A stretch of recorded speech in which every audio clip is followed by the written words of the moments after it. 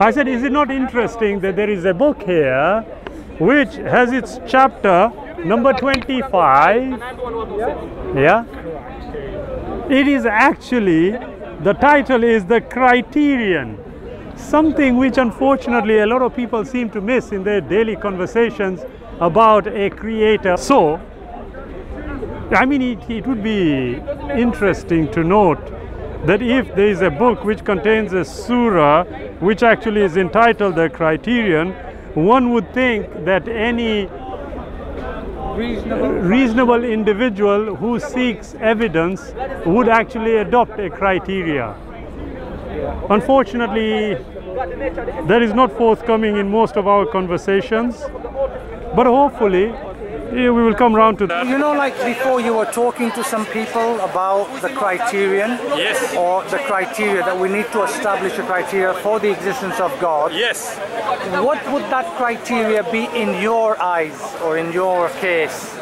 How would you sort of, well, for example, explain it simply to the non-Muslims? If I said there is no creator and my interlocutor or opponent says there is a creator, then me and him have to logically arrive at a starting point.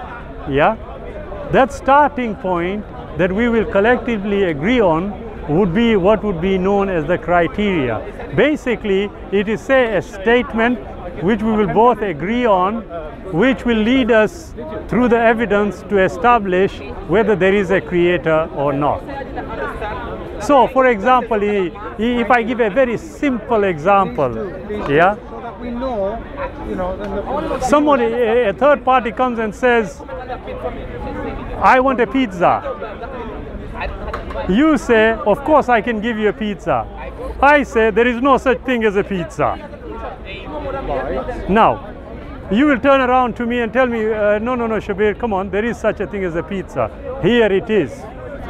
Yeah? You will present to me what we collectively agree on is a pizza, and I say, well, no, that's not a pizza. So, we disagree. I say, no, that's not a pizza. Now, we have to arrive at something that will establish for us it is a pizza or it isn't. Yeah. We will agree that it is a pizza. Once we have done that, we need to know, okay, what constitutes a pizza? Yeah? So the criterion would be? I just mentioned it. The standard would be what we are going to use to establish something. So in the case of a pizza, what constitutes a pizza? Dough, flour, exactly. Water, salt, right, all this. sugar. This is very simplistic, yeah? But this is what I'm talking about. Now, this is evidence. If I were to take it independently, yeah, I and you can agree, wait a minute, there is such a thing. The problem we will face with a creator is that whatever we are going to conceive of is going to be based on what we call the naturalistic approach. Yeah? This is where everything is falling. Because whatever we can conceive of will not be seen to be as evidence of a creator.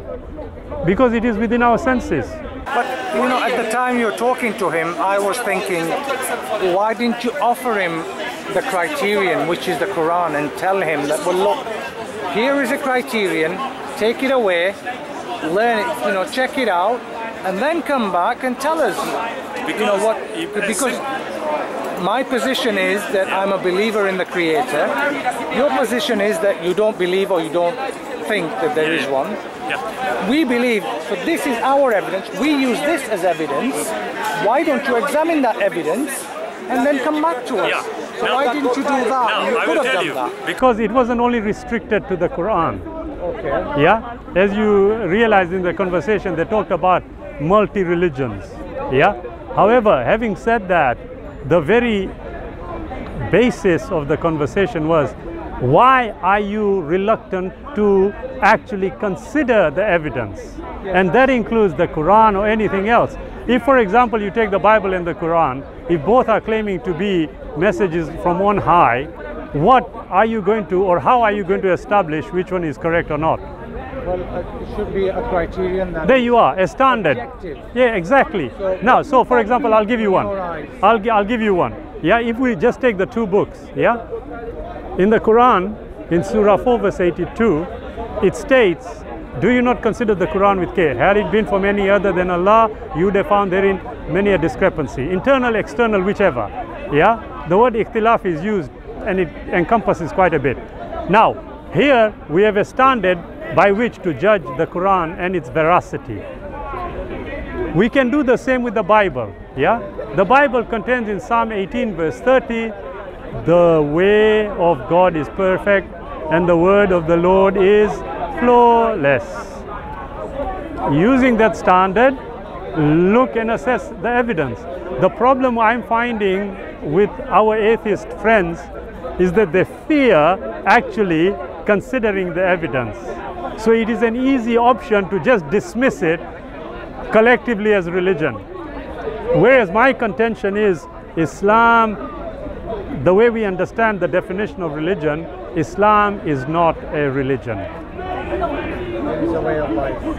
When we say way of life, look, our lives consist of all the conversations we have, whether they are legal, social, moral, yeah, whatever. Basically, if there is a system which allows you to have a legal system, a moral system, yeah, you would not consider it in the classical definition of a religion.